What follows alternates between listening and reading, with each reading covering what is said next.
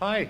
Um, Hi. I'm acutely aware that I am between lunch, and I suppose I need to provide some light relief as we go along the way. And I've just realised that somebody who's given a presentation took the clicker with them. No, oh, there it is. Oh, thank you very much. Yeah, it was funny. I really enjoyed the presentations that have just preceded this. BT in particular, my daughter, who's 5 years old, has been complaining that the internet is too slow.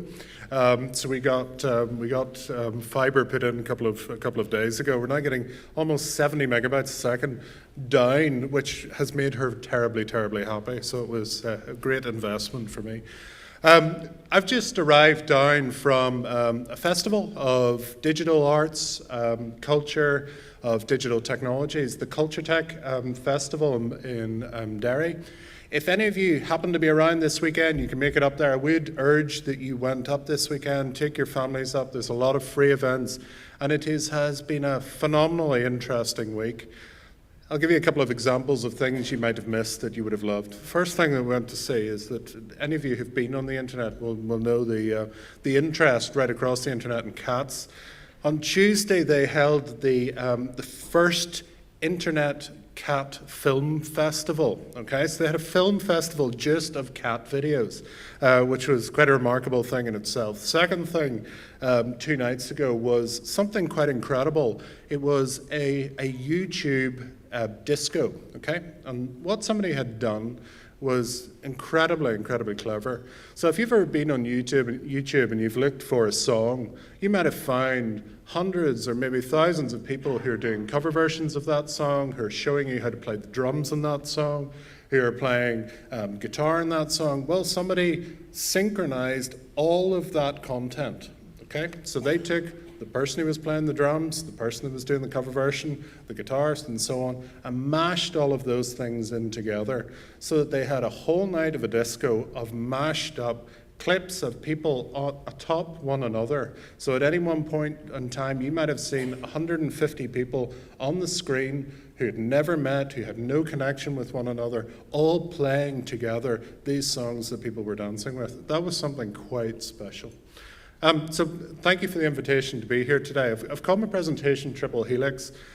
Triple Helix is a term it's used mainly in mainland Europe to describe the interface between academia, industry, and government.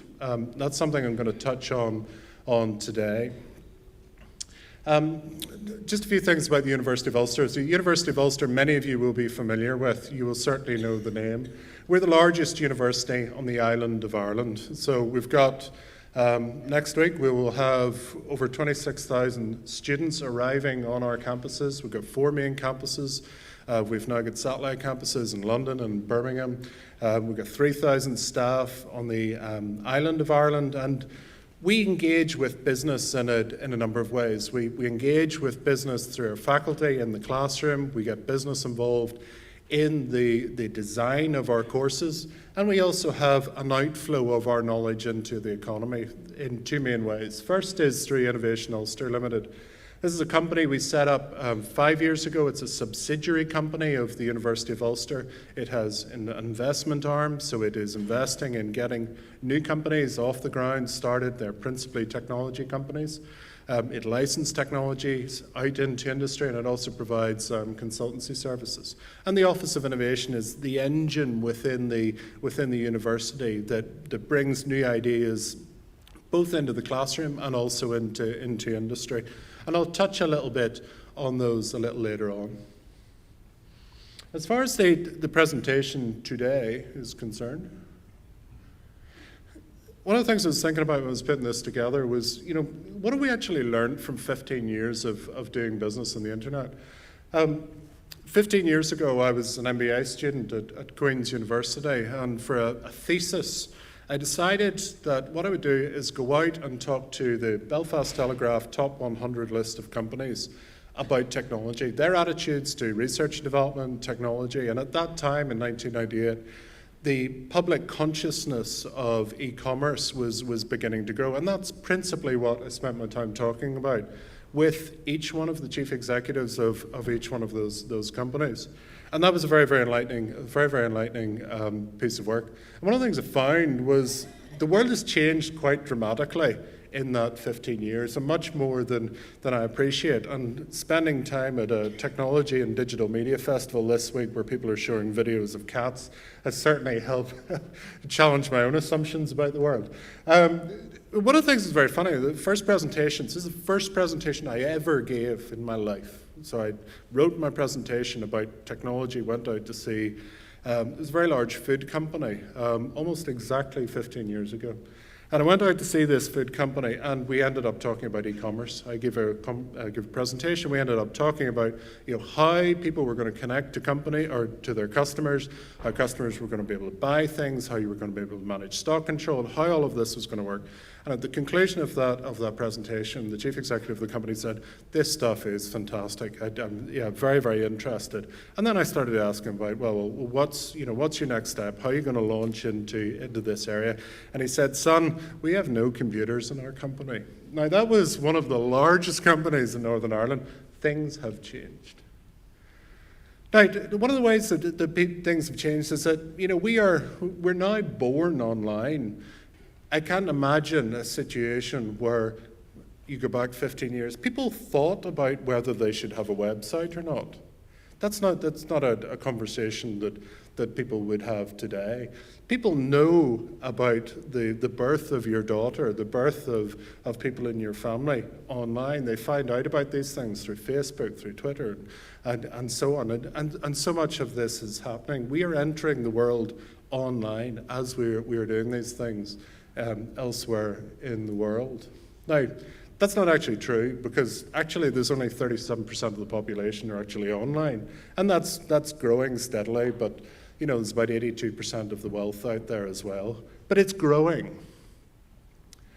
Now, 38% of the advertising is online. That's US advertising. It's about £33 billion and growing. So this activity is heating up. It is heating up. Now, the US market is big, but there's now twice as many online consumers in China as there are in the US. So right now, there's twice as many people online buying stuff in China than there are here. And they're buying 1/4 of the world's supply of smartphones. So as you see the growth in mobile, the growth of activity using mobile devices, you can see there is quite a phenomenal level of growth in that sector in China alone.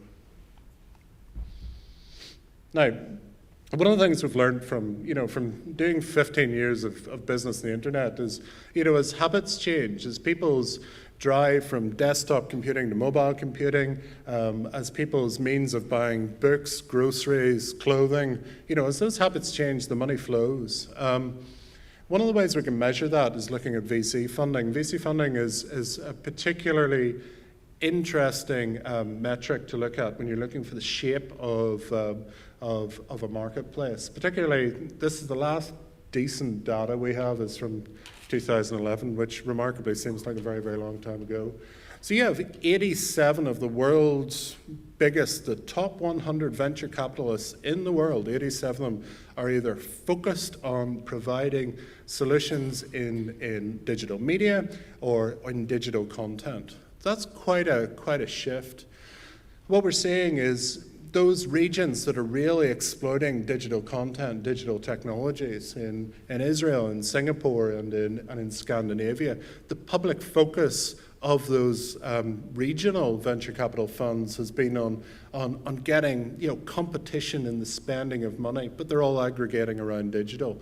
The focus of these funds needs to be aligned to the regional priorities. So, the commitments of you in terms of your digital futures also need to be matched by the activities of government in terms of economic development policy, in terms of the work of the banks, and particularly the work of the universities, because the universities now need to feed the skills that provide the capability to exploit the opportunities that you find out there.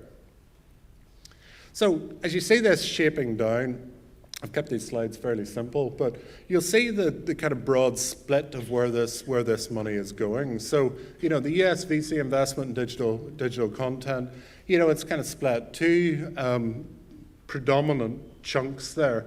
One is in mobile, as you would expect, so a lot of this traffic, a lot of the activity is moving mobile. And the other chunk is other, because there is a myriad of different ways that people are providing this kind of contact and these types of connections. Now, if you dig into the mobile content, again, you're seeing things that you might expect to see. You're seeing gaming, you're seeing video, music, social media, but again, other. So all of these different things, these new ideas that are going to be bubbling up in 2013 and beyond, we're not yet able to categorize what those are as a market segment.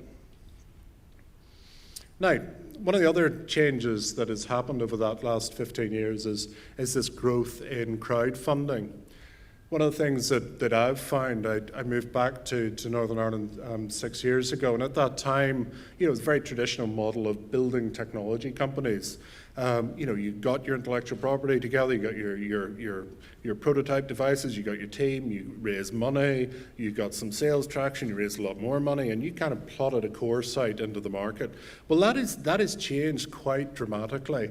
Certainly, we're saying that the last 2 years we've seen a massive growth in two key trends. One is in crowdfunding, the second is lean approaches to starting companies. So people are starting technology companies right at the customer interface rather than building towards it. So, and they're doing that by mainly through crowdfunding means. Now, one of the interesting things is that each analyst that is predicting the growth of crowdfunding is missing its actual performance by quite a huge degree. So it's been growing, since 2011, about 30% faster than people did expect it to do.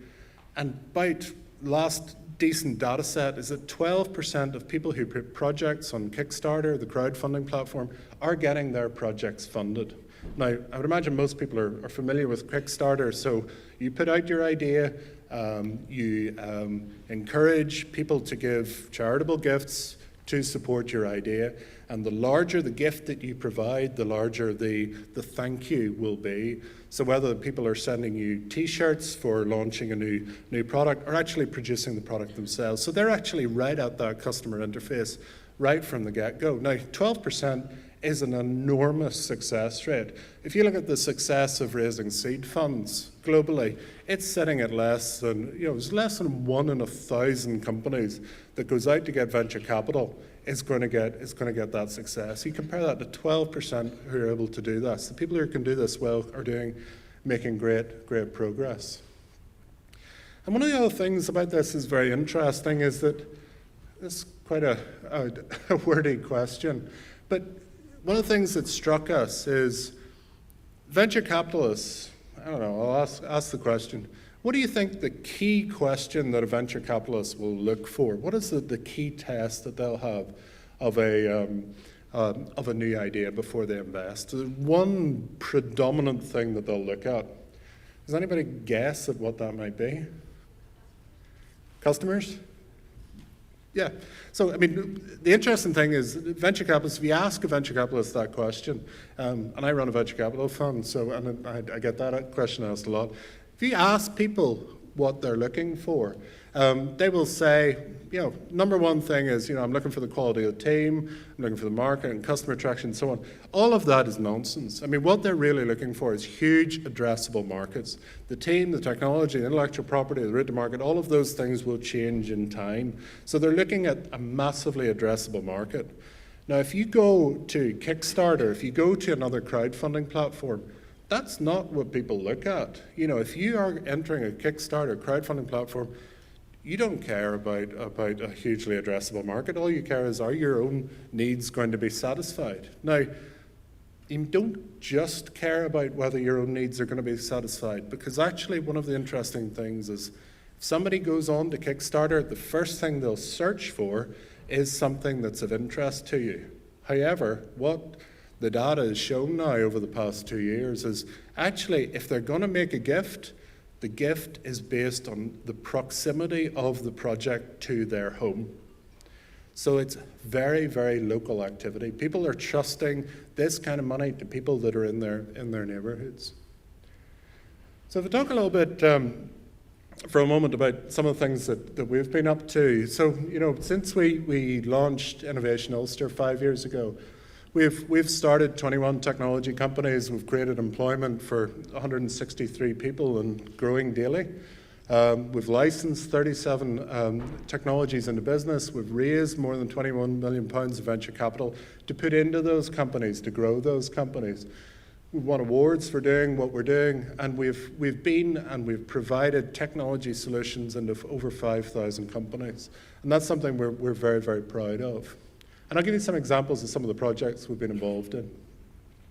One of the pre-existing companies that we were working with, is a company we're part owner of, is a company called Detactics.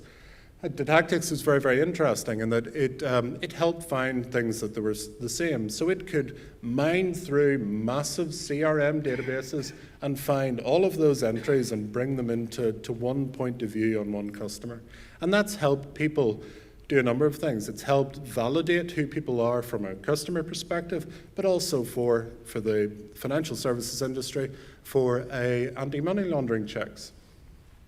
Second was it was a project. It was one of the first projects that Innovation Ulster started. We were involved in some research with St. Petersburg State University in Russia, looking at search technologies.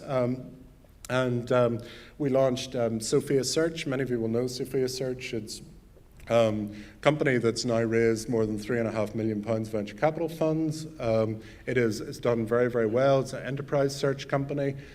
So it is mining masses and masses of unstructured data across very, very large organizations.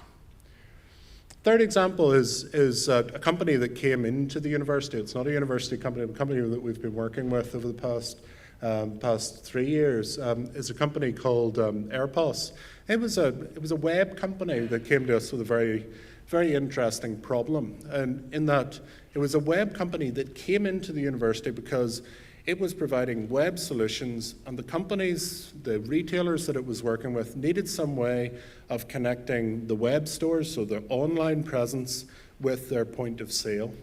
So as somebody bought something online, they wanted to ring out on the POS system in the shop, and we were able to help them connect these things together.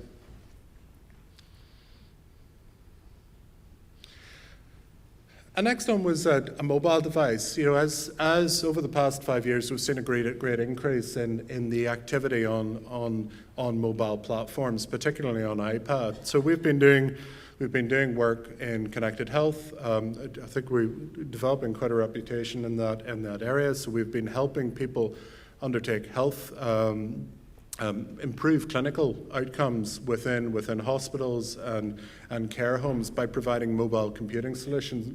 But one of the projects we got involved in was with one of our students, actually. So it was a student who wrote up an idea as part of a plan, which we thought was brilliant. And he had a means of using an iPad to track every player on the field very, very quickly and help them interact with each other. Now, that's a useful tool. So if you're a coach, you have a very, very easy way of gathering out what's happening on the field of play. Now, large football clubs will do this, large rugby clubs will do this, and they'll spend a lot of money doing this. And they could be spending, if you're in the case of a top-tier Premier League team, you could be spending £80,000 a game getting that data out of the team performance. And what this student had done is figured out a way of getting exactly the same result as an £80,000 spend from a one-off £400 app download. It was a phenomenal idea. And what we've been able to do is to help him collect all this data up, so you have peer-to-peer sporting performance, and that's been a lot of fun. We've also, these are projects that are live for us at the moment, companies that are launching at the moment. One is a web app to hide information in pictures. So if you're concerned, so if you're online and you're producing photographs of your product on Facebook, wherever else, what they had the means to do was to watermark each one of those images. covertly, so that it wasn't getting interfering with what you were viewing, but actually was sitting there and providing a little watermark, telling you when this picture was created, where it was posted, and so on and so forth. So that went up there on the internet. You could then use that as traceability of that photograph. So you know that that one was yours and you created it when, and you get to find out where all these photographs go. And that's been that has a project with massive potential as you see the number of photographs and digital imagery increasing on the internet. The last one is it's interesting because what we're now seeing is innovations in mobile that are there to disrupt innovations of only a few years ago online. So, for example, we have a project. Again, it was another student project which we've just secured venture capital for. It's a project called Get Invited, and this is very, very interesting because they found out a way that you can use a phone or a tablet to do something that Eventbrite can do in the management of events. So you no longer need a desktop computer to run an event like this. You can actually do the whole deal on your phone. Now, I kind of look at, you look outside Northern Ireland, and we're all interested in digital media. As was said, all of us are interested in growing business, reducing costs, taking a next step in terms of our technology, investing in innovation. But there are some structural weaknesses out there beyond these doors.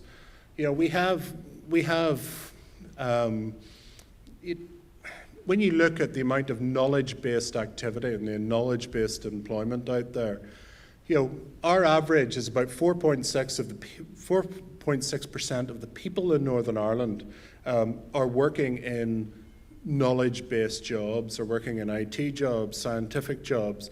They're working in architecture and other areas. And that compares badly. It compares to a UK average of 6.1%. There's only £21 million invested in venture capital in Northern Ireland in 2011. That's way below UK averages and way below European averages, and it's about a fifth of US averages. So there's things that we need to do there. Business expenditure in R&D is running fairly low. There's only 27% of companies like you that are innovation active, and that's against a UK average 38%.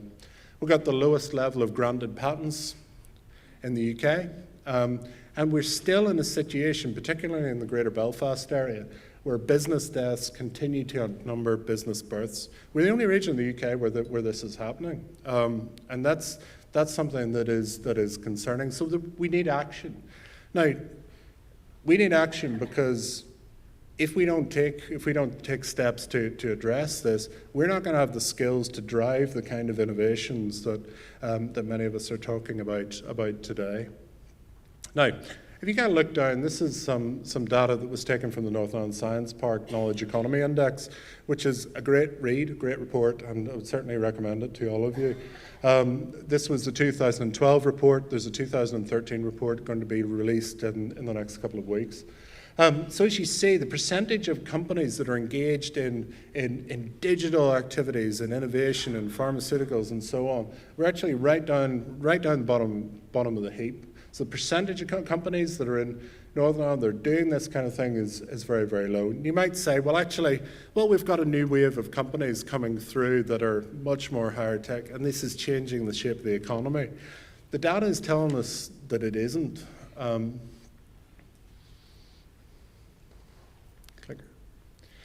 So if you look at high-tech startups, you look at the rate of high-tech startup birth in Northern Ireland. It's again we're at the bottom of that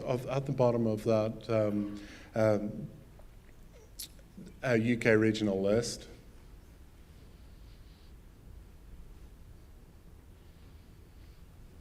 Yay!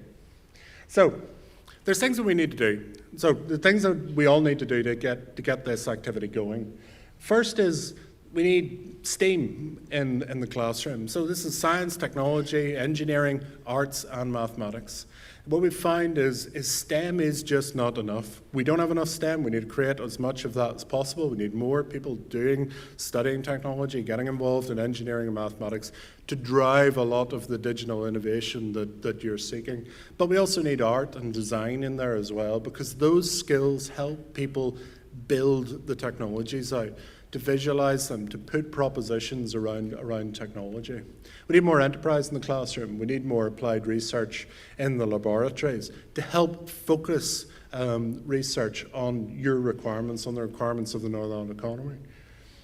We need incubation in the public infrastructure. We need ways in which people can make a first step easier. And we need ways of getting money into those companies. And the public sector has a role here. What we've found, the data from Israel and the US has shown that the public sector as a means to procure innovation helps drive innovation. And lastly, we need the public engaged throughout. So we need to do this openly, so that they can see the engagement, so that parents that are advising their children on career paths can see that there are opportunities out there. I mean, one of the remarkable things that I think was very, very important was, many of you will read the Belfast Telegraph and many of you will read the Job Finder.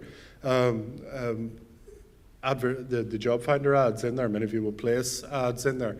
It's a very, very important piece of information. I have colleagues in the university that read all of this just to get the data out of it. But one of the very, very important things is, can anybody guess what the highest salary of advertised in the Belfast Telegraph was this year to date? Can anybody guess what that salary was? Pardon? No, way, way above that. So it was £127,000. So that was the job advert. So that was the highest salary in the Belfast Telegraph advertised this year to date. So as of today, £127,000 is the biggest salary. Now, can anybody guess what that job was? Pardon? Unfortunately not. But unfortunately not. Any other guesses out there? Nope. Nope. Okay, it was for a programmer. Yeah. So that £127,000 job was for an architect, in a software architect in a large multinational enterprise. Now, that kind of data set, those kind of reference points, those influence parents in ways that the university would strive for, and that sends strong messages. It sends strong messages about this sector, about this being about digital jobs, software jobs, people working in digital media with digital content as being important and worthwhile places to invest their child's education. So in closing.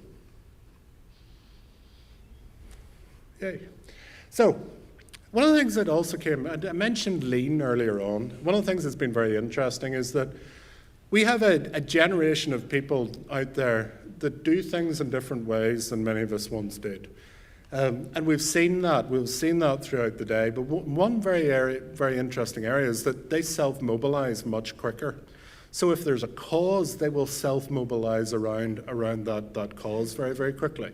So the ideas of how we develop strategic plans, develop policies, consult on those, and develop a plan and actions towards those, this almost a decade-long activity to change the course of our society has changed enormously. These things can bubble very quickly, and people will get to them very, very quickly. And that's been very, very interesting. It's something that needs harnessed much more. I'll give an example of just a couple of quick things before I close. One thing is Digital Circle. For those people in the room that are not familiar with Digital Circle, I would certainly encourage your attention to the website. So Digital Circle is the digital content network for Northern Ireland. It's a free network, so people go and sign up and they'll get updates almost daily about things that are going on in digital every single day across Northern Ireland. That's a very, very worthwhile thing to do. So there's currently 300 businesses like you around Northern Ireland that are engaging with this every single day. It's a free thing, it's a non-profit, it's All very, very good. Something the university found very, very important. Second is Honeycomb. Some of you might have seen on the BBC and UTV News yesterday. This is a project that the University of Ulster is leading. So we've secured £3.5 million from the European Union to provide support to digital content companies and creative industries across Northern Ireland, Scotland, and across the Republic of Ireland. We launched that programme yesterday. The website went live last night, and it's called Honeycomb Creative Works. So please go and have a look at the website, go and get involved, because we're going to have plenty of events, and we're going to be putting money into the Northern Ireland economy. So the majority of that money is not going to be spent on training, on events and other things. We're actually putting it to work in those in the companies we're working with. So I really, really hope that you could visit that site. So thank you very much, and yeah, thank you.